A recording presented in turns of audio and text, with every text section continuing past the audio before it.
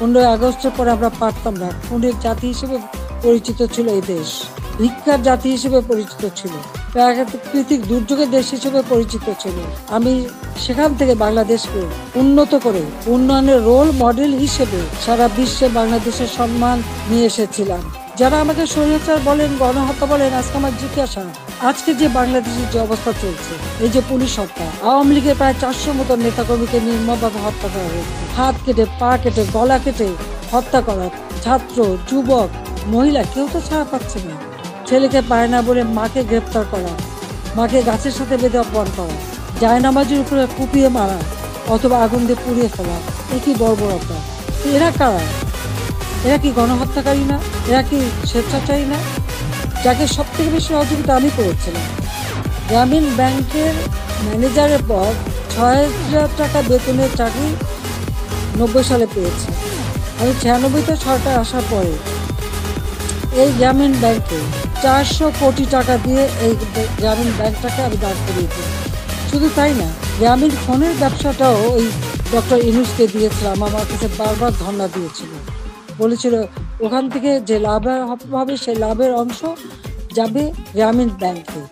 তা কিন্তু যায়নি, বরং এগুলি বেচেই খেয়েছে, মানি লন্ডারিং করেছে, দুর্নীতি করেছে এবং তার ক্ষমতার লোভ আজকে বাংলাদেশকে ধ্বংসের দিকে নিয়ে এসেছে।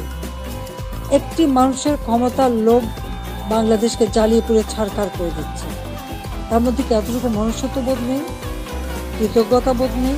যেই তার উপকার করে তার উপরেই তার মাথায় আঘাতটা করতে হবে।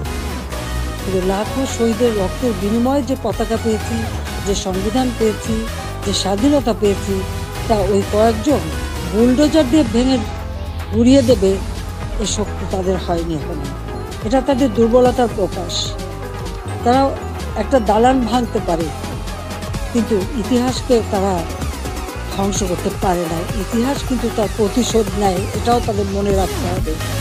একবার মুছে ফেলা হয়েছিল 75-এর পর, এরপরে আবার এখন শুরু। যারা এটা করছে তারা তাদের হীনমন্যতার পরিচয় দিচ্ছে।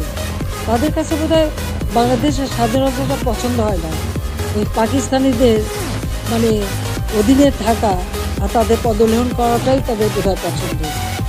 অথচ কোভিডের সময় যখন অর্থনৈতিক মন্দা বিশ্বব্যাপী, তখনও আমরা ঠিক 1 জানুয়ারি আমাদের শিক্ষার্থীদের হাতে বই তুলে দিয়েছিলাম সময় মতো। তাদের পড়াশোনা, স্কুলে যাওয়া বন্ধ ছিল, অনলাইনে পড়াশোনা করা বা টেলিভিশনের মাধ্যমে একটা ক্লাসগুলি সেটা তুলে ধরা তাদের কাছে। ঘরে বসে আমার ঘর আমার স্কুল এই কর্মসূচি বাস্তবায়নের মাধ্যমে পড়াশোনা যাতে অব্যাহত থাকে সেই ব্যবস্থাই আমরা